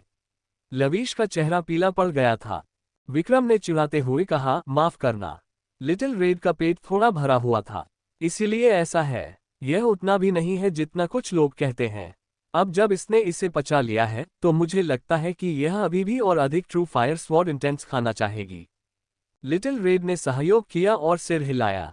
उसकी राक्षसी आंखों से एक अत्यंत मानवीय प्रकाश चमक उठा और उसके चेहरे पर केवल लालची शब्द का होना ही बाकी था। असली अग्नि तलवार की शक्ति कोई आम चीज नहीं थी जो हर जगह देखने को मिल जाए। उच्च प्रतिभा वाले व्यक्ति के लिए 2 अग्नि तलवारें बनाना भी कोई बड़ी बात नहीं थी और 3 अग्नि तलवारें बनाना तो लवीश की क्षमता से भी कहीं अधिक था। इस समय उसका चेहरा पीला पड़ गया था, पसीना बारिश की तरह बह रहा था और उसकी पीठ पूरी तरह भीगी हुई थी। ये शब्द लवीश के लिए बेहद घातक साबित हुए। उसने अपनी मुट्ठी इतनी कसकर भींची कि उसमें से चरमराहट की आवाज आए और सीधे एक गोली निकाल ली। ठीक है, मैं तुम्हें पेट भर खाने दूंगा। हल्की सी औषधीय सुगंध चारों ओर फैल रही थी। यह एक ऐसी गोली थी जिससे आत्मा की ऊर्जा पुनः प्राप्त की जा सकती थी। उम्मीद के मुताबिक लवीश का चेहरा बहुत तेजी से सुधर गया। साथ ही उसने अपने शरीर की सारी आत्मा की ऊर्जा फिर से एकत्रित कर ली। हालांकि इस बार उसने सबक सीख लिया था। अतुलनीय रूप से विशाल सूर्य उदय हुआ, लेकिन वह अनगिनत छोटी छोटी चिंगारियों में बढ़ गया। अपनी पूंछ घसीटते हुए वह लाल लुवान की ओर सरपट दौड़ा। सूर्य को ढक देने वाली अग्नि की रोशनी में तलवारों की अनगिनत आकृतियां दिखाई दे रही थीं। उनमें विनाशकारी शक्ति समाहित थी। ऐसा लग रहा था मानो सब लोग फिर से उल्कापिंडों की बौछार देख रहे हों। सूर्य को ढकने वाले अग्नि ज्वलनशील उल्कापिंड पिछली बार के धधकते सूर्य से कहीं अधिक आक्रामक थे। यद्यपि वे विभाजित थे, उनकी शक्ति में कोई कमी नहीं आई थी। अगर आपके पास शक्ति है तो आप उन्हें निगलना जारी रख सकते हैं। स्कारलेट लुवान पहले सूर्य को निगल सकता था, लेकिन क्या वह आकाश में बिखरे अग्नि उल्कापिंडों को निगल सकता था? वे तो असंख्य थे। सभी लोग इसी सवाल के बारे में सोच रहे थे। जल्द ही स्कारलेट लुवान ने संतोषजनक जवाब दिया। उसने अपने पंख फड़फड़ाए जिससे हवा में एक जबरदस्त प्रवाह उत्पन्न हुआ। उसी समय उसने एक गहरी सांस ली। ऐसा लगा मानो आग के उल्कापिंड प्रकट हुए हों और पक्षी के मुंह में समा गए हों। स्कारलेट लुवान स्थिर खड़ी थी, मानो मछली के चारा लेने का इंतजार कर रही हो। आग के वे उल्कापिंड एक के बाद एक उसके मुंह में गिरते गए। यह क्या था? सभी लोग आश्चर्यचकित रह गए। विक्रम ने मुस्कुराते हुए पूछा, कैसा लगा? जो कुछ आपने देखा उससे आप संतुष्ट हैं? लवीश का चेहरा गुस्से से इतना लाल हो गया था कि वह टेढ़ा हो गया था। सच्ची अग्नि तलवार की शक्ति को केंद्रित करने के लिए बहुत अधिक आध्यात्मिक ऊर्जा की आवश्यकता होती है। गोली से उसे जो ऊर्जा मिली थी वह फिर से गायब हो गई। उसने बिना किसी झिझक के गोली दोबारा निगल ली। तार्किक रूप से देखा जाए तो अभी अभी निली गई गोली का औषधीय प्रभाव पूरी तरह से प्रकट नहीं हुआ था। यदि वह थोड़ी देर बाद इसी तरह की एक और गोली निगल लेता तो उसका प्रभाव काफी कम हो जाता, लेकिन उसे इसकी कोई परवाह नहीं थी। अचानक हवा में सफेद रोशनी फैल गई। यह इतनी तेज थी कि आंखें खोलना मुश्किल हो रहा था। आग की लपटों से बनी एक लंबी तलवार सबके सामने प्रकट हुई, मानो वह प्राचीन काल की कोई दिव्य कलाकृति हो। आग की लपटें इतनी भयंकर थीं मानो सूर्य के केंद्र से निकली हुई सबसे शुद्ध ज्वालाएं हों। भीषण गर्मी के कारण तापमान भी विकृत हो गया था, मानो दुनिया की हर चीज जल रही हो। लवीश ने बिना किसी झिझक के उसे अपने हाथ में थाम लिया। ऐसा लग रहा था मानो उसकी तलवार पिघलकर उसे ढक चुकी हो। उसका पूरा व्यक्तित्व अचानक बदल गया। ये देखकर अन्य अकादमियों के लोगों के दिल जोर से धड़कने लगे। उसने अपने हाथ में लंबी तलवार उठाए और उसे पूरी ताकत से जमीन में गाड़ दिया। धरती कांप उठी और पहाड़ हिल गए। रेत और पत्थर उड़ने लगे। जमीन पर अनगिनत खाइयां बन गईं। एक के बाद एक गहरी खाइयां बनती चली गईं, मानो कोई अथाह घाव हो गया हो। अंदर कुछ बहता हुआ धुंधला सा दिखाई दे रहा था। उसी समय जमीन की सतह से अनगिनत सफेद गैसें निकल रही थीं। तापमान लगभग असहनीय था। अध्याय 78। आप सचमुच एक अच्छे इंसान हैं। अंदर आखिर है क्या? भीड़ करीब से देखना चाहती थी। खाई गहरी होती जा रही थी। उसमें से गहरे लाल रंग का तरल पदार्थ तेजी से बह रहा था। दरअसल वो उबलता हुआ लावा था। जमीन से अनगिनत लावा फव्वारे की तरह फूट निकला, जिससे हवा में आग के खंभे बन गए। कुछ लोग गलती से लावा की चपेट में आ गए और उनकी त्वचा और मांस तुरंत उतर गए, जिससे बेहद भयानक घाव दिखाई दिए। हर कोई स्तब्ध रह गया। उनके पैरों के नीचे की जमीन भी उबलने लगी। ऐसा लग रहा था मानो वे जमीन पर नहीं बल्कि तेल के बर्तन पर चल रहे हों। उन्हें जलने की हल्की हल्की गंध आ रही थी। जमीन पर आग के बेतरतीब से दिखने वाले स्तंभ खड़े थे, लेकिन वास्तव में उनमें 5 तत्वों के नियम समाहित थे, जो लाल लुवान को घेरते हुए एक विशाल संरचना बना रहे थे। यहां तक कि उसके शरीर के किनारों पर मौजूद पंख भी घुंघराले हो गए थे। अग्नि तलवार की सच्ची शक्ति और 5 तत्वों की संरचना। मुझे नहीं लगता कि तुम बच पाओगे। लवीश को लगा कि जीत उसकी मुट्ठी में है, लेकिन स्कारलेट लुवान को गर्मी का कोई डर नहीं था। उसने सीधे अग्नि स्तंभ पर ऐसे प्रहार किया मानो पानी पी रहा हो। भीतर का लावा सचमुच पलक झपकते ही अंदर समा गया। एक के बाद एक अग्नि स्तंभ सूखकर नष्ट होने से नहीं बच सके। कोई भव्य और शक्तिशाली चालें नहीं थीं, बस चोंच मारना था। लवीश लगभग हार ही गया था। जब सबने अपने सामने का दृश्य देखा तो वे हंसते हंसते लोटपोट हो गए। इतनी सारी सच्ची अग्नि तलवार की शक्तियों को सोख लेने के बाद रेड लुवान के पंख और भी चमकदार और भव्य हो गए थे।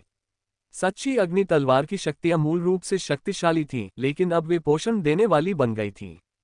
विक्रम ने बड़ी ईमानदारी से कहा, आप वाकई बहुत अच्छे इंसान हैं। आपने मेरे पालतू जानवर को इतनी सारी चीजें दी। मैं तुम्हें मौत के मुंह में भेज दूंगा। क्या तुम ये चाहते हो या नहीं? लवीश गुस्से से लगभग बेहोश हो गया। ये तो मानो अपने ही पैर पर पत्थर फेंकने और दूसरों के लिए शादी का गाउन बनाने जैसा था। विक्रम को सांप की कमजोर नस पर वार करने का सिद्धांत अच्छी तरह पता था। उसका हर वाक्य लवीश के दिल पर निशाना साध रहा था। इस समय उसकी आंखें लाल थीं और नसें नीली पड़ गई थीं। वह थोड़ा डरावना लग रहा था। उसने एक के बाद एक कई गोलियां खाईं और दवा का पूरा असर दिखने से पहले ही उसकी आध्यात्मिक शक्ति नष्ट हो गई। ये चक्र बार बार दोहराया गया और इससे शरीर को अमित क्षति पहुंची। जो लोग कम समय में ही अपनी आध्यात्मिक शक्ति को तेजी से पुनः प्राप्त कर लेते हैं या अपनी साधना शक्ति को बढ़ा लेते हैं, उन्हें बाद में इसकी कीमत चुकानी पड़ती है। ही लिनशेन के उदाहरण की तो बात ही अलग है। उन्होंने आध्यात्मिक शक्ति को पुनः प्राप्त करने के लिए ध्यान नहीं किया, बल्कि औषधि का सेवन जारी रखा। ये तो सरासर आत्महत्या थी। विक्रम जानता था कि इस तरह की दवा लेने के बाद पूरे दिन शरीर की ताकत खत्म हो जाती है। अगर स्थिति ज्यादा गंभीर हो तो साधना का स्तर भी काफी गिर सकता है। घृणा से अंधा हो चुका लवीश चुपचाप एक मंत्र का जाप कर रहा था, वह फिर से सच्ची अग्नि तलवार की शक्ति को प्राप्त करना चाहता था। लाल सूर्य की छाया धीरे धीरे उसके पीछे प्रकट हुई। हालांकि इस बार प्रकाश न केवल थोड़ा मंद था बल्कि असमान भी था। ये डूबते सूरज जैसा लग रहा था, यहाँ तक कि भीतर की आग भी एक छोटी सी चिंगारी जैसी थी। कुल मिलाकर शक्ति बहुत कम हो गई थी। लवीश ने अपनी बहुत सारी आध्यात्मिक ऊर्जा खर्च कर दी थी और उसके हाथ बुरी तरह कांप रहे थे। लेकिन इससे पहले कि वह एक पल भी टिक पाता, ऐसा लगा जैसे सूरज पर ठंडा पानी डाल दिया गया हो। हवा में एक छोटी सी चिंगारी उठी और फिर गायब हो गई। लवीश ने दोबारा कोशिश की, लेकिन स्थिति वैसी ही बनी रही। ये देखकर कि वह अभी भी और गोलियां लेने की योजना बना रहा है, उसके बगल में खड़े नौकर ने उसे सलाह दी, मालिक जी, इसे भूल जाए। अगर ऐसा ही चलता रहा तो आप इसे सहन नहीं कर पाएंगे। भाड़ में जाओ। लवीश को उसकी दयालुता बिल्कुल भी पसंद नहीं आई। उसका चेहरा गुस्से से लाल हो गया, यहाँ तक कि नौकर भी चौंक गया। उसकी हथेली से आध्यात्मिक शक्ति फूट पड़ी, मानो वह बगल वाले व्यक्ति को धक्का देकर दूर कर देना चाहता हो। नौकर के चेहरे पर भय का भाव था। हालांकि तार की हवा उससे कुछ ही इंच दूर थी, लेकिन अचानक गायब हो गई। कुछ नहीं हुआ। वह वास्तव में पहले से ही इस हद तक कमजोर था। लवीश का शरीर कांप रहा था, मानो उसे बहुत बड़ा आघात लगा हो। उसकी आंखों में अविश्वास भरा था, लेकिन विक्रम अब भी उसका मजाक उड़ा रहा था। तुमने इतनी सारी गोलियां खा ली, फिर भी मेरे पालतू जानवर को हरा नहीं पाए। मेरी सलाह है कि जल्दी नहा लो और घर जाकर सो जाओ। बाहर जाकर खुद को शर्मिंदा मत करो। लवीश ने उसे गुस्से से घूरा। अगर दृष्टि से मृत्यु हो सकती तो विक्रम का सिर धड़ से अलग कर दिया जाता। आजकल कोई भी आपको गिरा सकता है। धीरे धीरे पास आ रही विक्रम को देखकर लवीश ने अपने आसपास के लोगों की चेतावनी को अनसुना कर दिया और गोलियों की एक और बोतल निगलने की कोशिश की। हालांकि बोतल वास्तव में खाली थी। उसे एहसास हुआ कि उसके शरीर में सारी शक्ति समाप्त हो चुकी है। कुछ भी शेष नहीं बचा था। उसकी नसों में बची हुई आध्यात्मिक ऊर्जा का अंतिम अंश भी पूरी तरह से निचोड़ लिया गया था। चाहे वह कितनी भी कोशिश करे, कोई प्रतिक्रिया नहीं हुई। यह एक ठहरे हुए पानी के तालाब की तरह था। लवीश की आंखों में घबराहट के कुछ अंश स्पष्ट रूप से दिखाई दिए। इस समय वह बिना आध्यात्मिक ऊर्जा वाले एक साधारण व्यक्ति की तरह था, बल्कि वह एक साधारण व्यक्ति से भी बदतर स्थिति में था। उसने बार बार कोशिश की, लेकिन अंत में उसने खून का एक बड़ा घूंट फूंक दिया। उसके आंतरिक अंगों के टुकड़े भी बाहर आ गए। उसका शरीर भी लड़खड़ाने लगा, मानो हवा का एक झोंका उसे गिरा देगा। सबको लगा कि उन्होंने अपना सारा गुस्सा निकाल दिया है। अब लवीश की हालत समीर और बलवंत से भी बदतर थी। अगर नौकर उसे सहारा न देते तो शायद वह अब तक जमीन पर गिर चुका होता। विक्रम ने उसकी ओर नीचे देखा। मुझे विषनाशक दवा दे दो और मैं तुम्हें जाने दूंगा। लवीश के चेहरे पर एक भयावह मुस्कान आ गई। पता नहीं ये गुस्से की वजह से थी या दर्द की वजह से, लेकिन उसके चेहरे के भाव विकृत हो गए। तुम्हें जहर का असर चाहिए। सपने देखते रहो। मेरा मूड खराब है और तुम्हारा भी नहीं। इतना कहने के बाद उसने अपनी बची हुई आखिरी ताकत का इस्तेमाल किया। उसकी हथेली से आग निकली और एंटीडोट की बोतल पल भर में राख हो गई। विक्रम ने भौहें चढ़ाईं। जैसे ही वह उसे पकड़ने वाला था, उसने अपने पीछे अन्य शिष्यों की चीखें सुनी। बड़े भाई बाय, क्या हुआ? बड़े भाई लिन, जल्दी आइए और देख लीजिए। बड़े भाई बाय शायद नहीं आ पाएंगे। विक्रम के ध्यान भटकने का फायदा उठाते हुए अचानक सफेद धुआं उठा और लवीश और बाकी लोगों को ढक लिया। उन्हें लवीश के भूत की तरह पागलों की तरह हंसने की आवाज सुनाई दी। तुम लोग उसके साथ दफन होने का इंतजार कर सकते हो। जब धुआं छटा तो लवीश और बाकी लोगों का कोई निशान नहीं बचा था। बस एक खौफनाक सजा ही बाकी रह गई थी। अध्याय 79 विषम गोलियों को परिष्कृत करना। भीड़ के पास लवीश की धमकी पर ध्यान देने का समय नहीं था। बलवंत का चेहरा हरे से सफेद पड़ गया था और वह बेहोश हो गया था।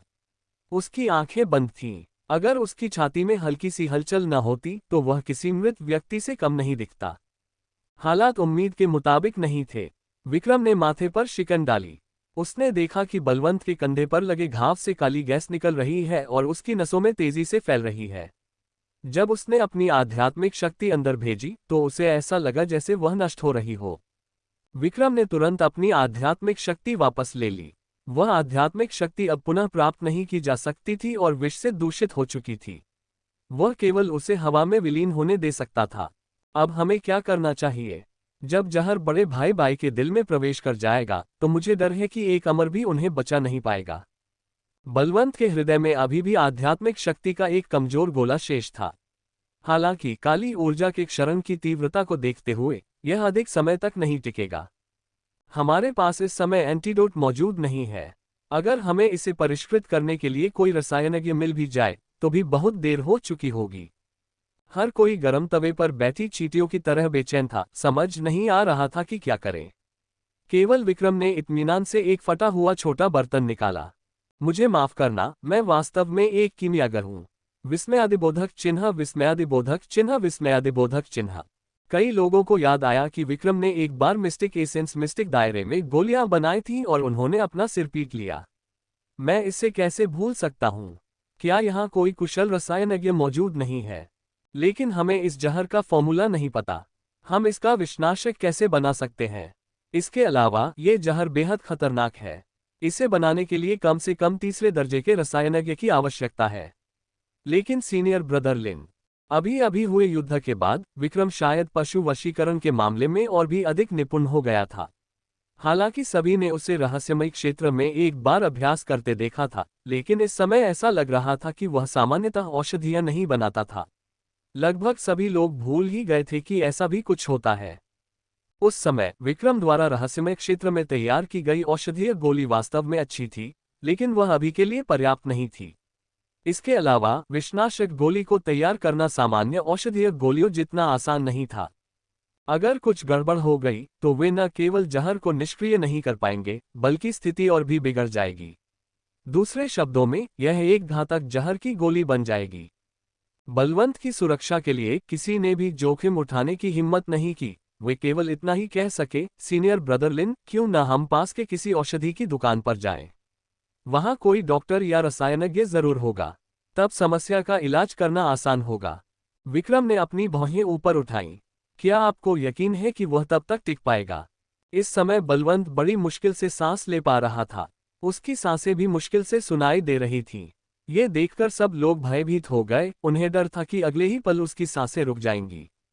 विक्रम ने सभी के संदेहों को नजरअंदाज करते हुए टूटी हुई छोटी भट्टी का उपयोग करके औषधीय गोलियां बनाना शुरू कर दिया। मुझे दवाइयां बनाने की कला सीखे काफी समय हो गया है। पता नहीं मैं इसमें माहिर हो गया हूं या नहीं। उम्मीद है भट्टी फट न जाए। विक्रम की बातें सुनकर सभी को लगा कि बलवंत के बचने की संभावना और भी कम हो गई है। वे सब चिंतित हो गए, खासकर तलवारबाजी के छात्र। उन्होंने तो लगभग उम्मीद ही छोड़ दी थी।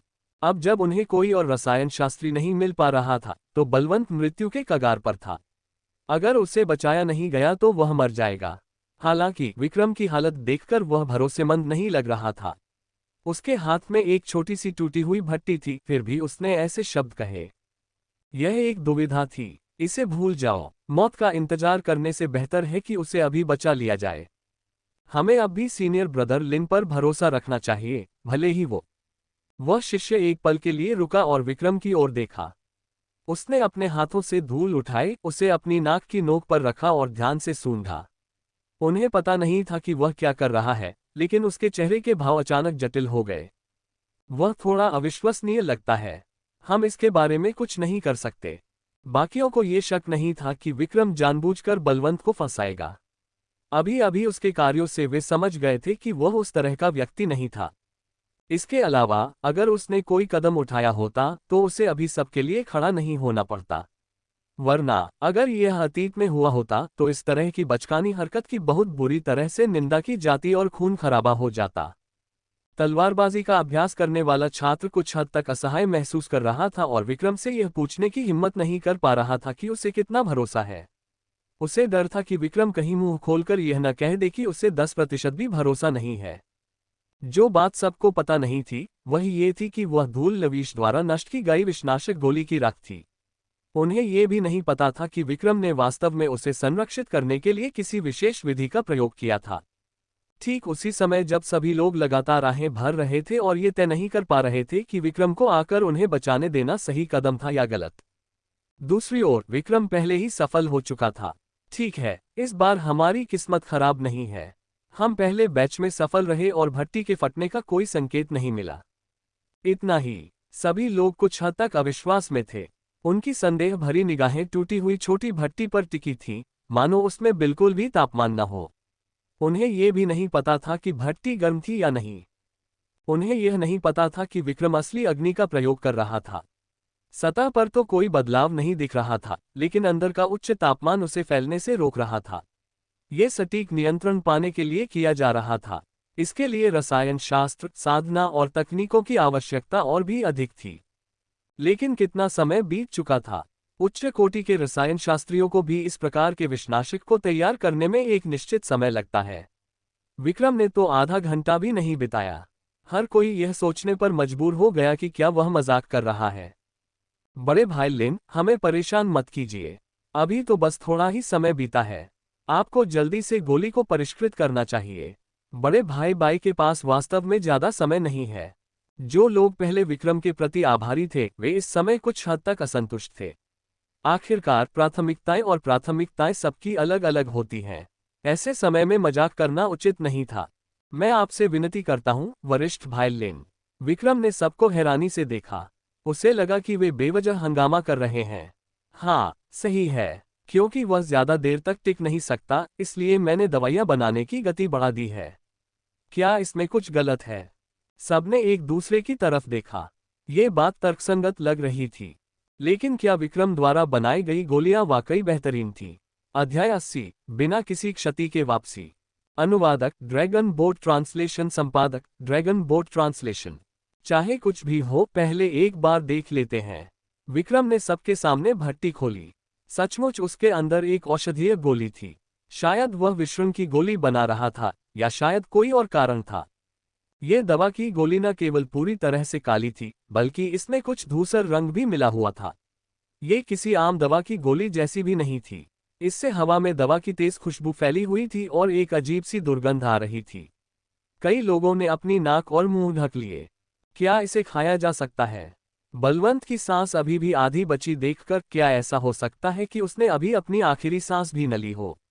सभी ने एक दूसरे को देखा और एक पल के लिए असमंजस में पड़ गए। दूसरी ओर विक्रम आत्मविश्वास से भरा हुआ था। उसने दवा की गोली उठाए और बलवंत को खिलाने ही वाला था कि किसी ने उसे रोक दिया।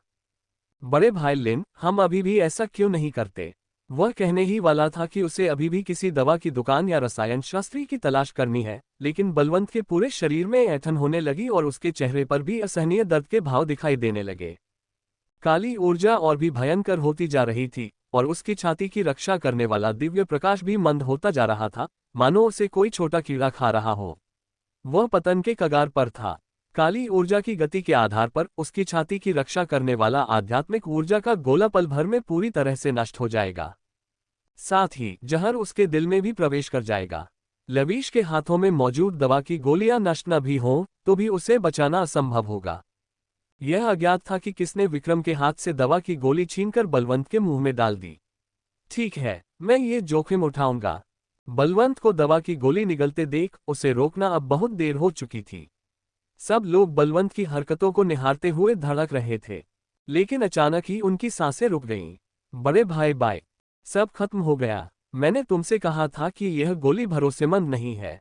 अब जब सीनियर ब्रदर बाय मर चुके हैं, तो हम डीन और बड़ों को ये कैसे समझाएंगे? आपको ये जानना होगा कि सीनियर ब्रदर बाय डीन के सबसे प्रिय शिष्य हैं। जब हम वापस जाएंगे तो हमारा काम निश्चित रूप से पूरा हो चुका होगा। सभी लोग विक्रम को थोड़ी नाराजगी भरी निगाहों से देख रहे थे। इसमें उनकी कोई गलती नहीं थी। आखिर विक्रम के विभिन्न कार्यों ने ही लोगों को उसका हद से ज्यादा उपहास करने पर मजबूर कर दिया था।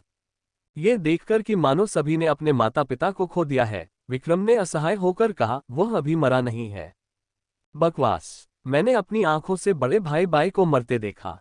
ये कैसे मुमकिन है? जैसे ही उसने बोलना समाप्त किया, आध्यात्मिक प्रकाश की एक किरण ने बलवंत के शरीर को घेर लिया और काली विषैली गैस को बिखेर दिया। उसी समय बलवंत के चेहरे पर धीरे धीरे सुधार आया। वह अचानक जमीन से उठ बैठा। देखना, एक और चीख सुनाई दी और सभी लोग जल्दी से आवाज की दिशा में देखने लगे। जो लोग नहीं जानते थे, वे इसे लाश समझ लेते। तुम क्यों चिल्ला रहे हो? मैं अभी मरा नहीं हूं। बलवंत की आवाज पहले जितनी कमजोर नहीं थी। उसने अपने बगल में खड़े विक्रम की तरफ देखा और स्पष्ट रूप से जान गया कि उसे किसने बचाया है। बलवंत खड़े हुए और अपने बगल में खड़े लोगों की मदद से विक्रम को झुककर प्रणाम किया। इस बार आपका बहुत बहुत धन्यवाद। अगर विक्रम ने मदद न की होती तो शायद अब तक वह मर चुका होता। विक्रम ने हाथ हिलाकर यह जता दिया कि उसे कोई फर्क नहीं पड़ता। सबके दिलों से बोझ पूरी तरह हट गया। वे प्रशंसा और कृतज्ञता से भरी निगाहों से विक्रम को देख रहे थे। पहले के संदेहों के कारण वे सब शर्म से लाल हो गए। सौभाग्य से उन्होंने उस समय कुछ भी अतिशयोक्तिपूर्ण नहीं कहा था, अन्यथा इस समय उनका विक्रम से आमना सामना नहीं हो पाता। अल्पविराम। शाओ परिवार। विक्रम और कई अन्य लोग बाहर गए थे। वे अपने पीछे किसी को क्यों नहीं भेजते? आखिर हत्यारा अभी तक पकड़ा नहीं गया था। क्या पता वह उनके बीच छिपा हो और भागने के मौके का इंतजार कर रहा हो। जाओ और उनका पीछा करो और देखो कि स्थिति कैसी है। कुछ ही देर में भेजे गए 2 लोग लौट आए। जब उन्होंने उनकी रिपोर्ट सुनी तो समर सिंह और कुछ बुजुर्ग काफी हैरान रह गए। उनका वास्तव में लवीश से झगड़ा हुआ था। हालांकि यह परिवार शाओ परिवार के बराबर नहीं था, फिर भी उनकी ताकत को कम करके नहीं आंका जा सकता था। भले ही लवीश की तुलना मेरे बेटे से नहीं की जा सकती, फिर भी उसे अपने साथियों में काफी अच्छा माना जा सकता है। चूंकि बलवंत उसे हराने में सक्षम था, इससे पता चलता है कि उसकी ताकत को कम नहीं आंका जा सकता। सबसे महत्वपूर्ण बात यह है कि बलवंत ने भी तलवार का इस्तेमाल किया था। इससे समर सिंह को एक बार फिर युग के हत्यारे की याद आ गई। हालांकि बलवंत की तलवार जुगनुओं द्वारा भेजी गई जानकारी से मेल नहीं खाती थी, लेकिन इस संभावना से इनकार नहीं किया जा सकता था कि उसने उस समय किसी अन्य तलवार का इस्तेमाल किया हो। इसके अलावा बलवंत के गुरु तलवार साधना अकादमी के डीन सुशील थे। शायद उन्होंने पहले ही कुछ जानकारी प्रकट कर दी थी, इसलिए बलवंत ने इसे इतनी अच्छी तरह छिपा रखा था। यह अभी भी अज्ञात है। बात बस इतनी सी है कि बलवंत पर लवीश ने घात लगाकर हमला कर दिया है। अब जब वह खुद गंभीर खतरे में है तो उसकी जगह विक्रम को नियुक्त किया गया है।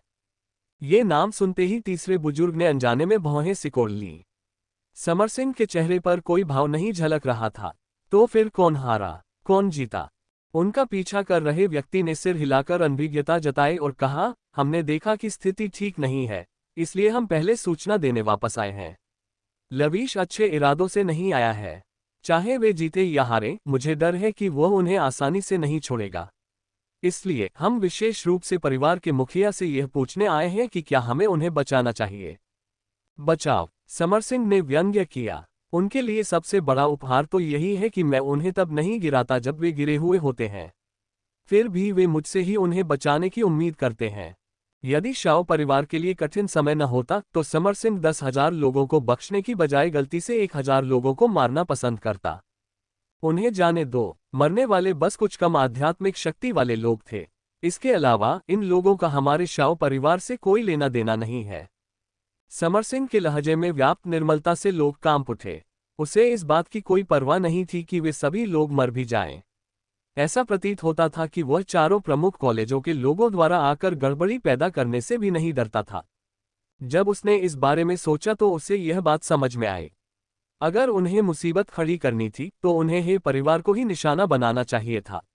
इसके अलावा उसे ये भी नहीं लगता था कि इतने छोटे से इलाके में कोई ऐसा व्यक्ति होगा जो इतनी गहरी साधना रखता हो और उनके लिए न्याय की रक्षा कर सके। इसी समय दरवाजे के बाहर खड़े नौकरों ने सूचना दी कि वे वापस लौट आए हैं। प्रश्नवाचक चिन्ह, प्रश्नवाचक चिन्ह, प्रश्नवाचक चिन्ह। उनमें से कुछ लोग तुरंत बाहर देखने गए। वे न केवल लौट आए थे बल्कि जहर खा चुके बलवंत भी बिल्कुल ठीक थे। उनका चेहरा लालिमा लिए हुए था और उनकी सांसें स्थिर थीं। ये बताना असंभव था कि उन्हें जहर दिया गया था।